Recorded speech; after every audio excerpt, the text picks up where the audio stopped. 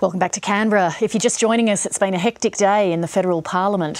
Former Labor leader Simon Crean called on Julia Gillard to vacate the prime ministership, but when her chief rival Kevin Rudd declined to challenge, she retained the caucus's unanimous support to stay in the top job. As I mentioned earlier, the Prime Minister has declined to take any questions on what happened today, but one of her staunchest supporters, Craig Emerson, is with me now.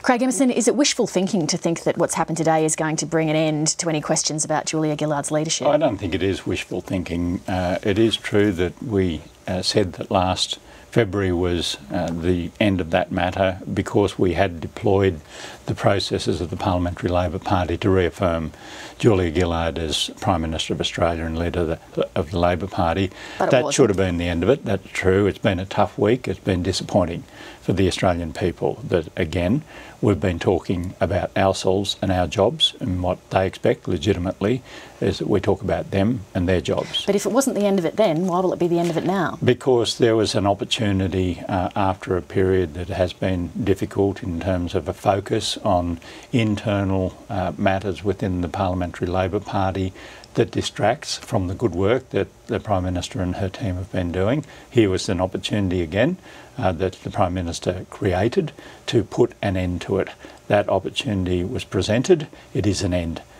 Right now, it is at an end, as it should be, as the Australian people legitimately expect. Let me put it to you that the only reason there continue to be questions about Julia Gillard's leadership is that her leadership has not been very good, and for as long as she continues to struggle in the polls and have mishaps like the media reform laws this week, there will continue to be questions about her leadership.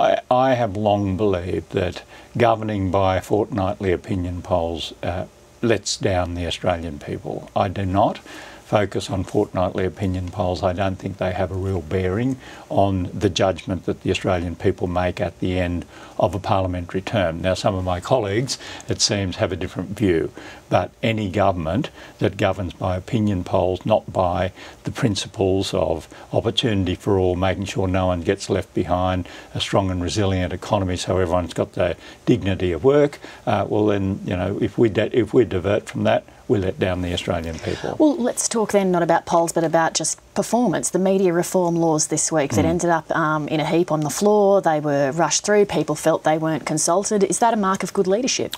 This is the situation with those laws. They're always going to be controversial. They're always going to be vigorously challenged by the media. They're always going to be totally opposed by the opposition.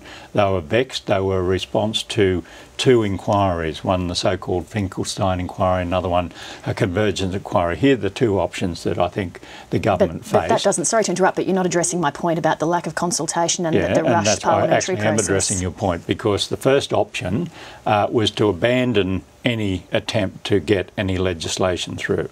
The other option was to have a protracted discussion about this, lasting over, 6 weeks through to the budget, and the Australian people then would be saying, why are you spending 6 weeks arguing about media regulation? Well, she could have at least consulted Cabinet.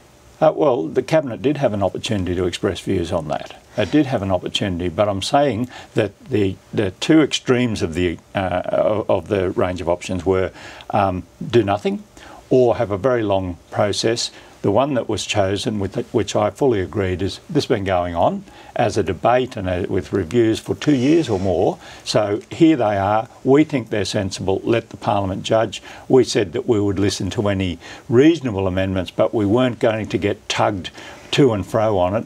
And if the Parliament accepted them, great. If they didn't, we would not proceed with them. That's exactly what we said at the beginning of this process. If Julia Gillard continues going the way she has, Labor is going to face a defeat of historic proportions at the September election.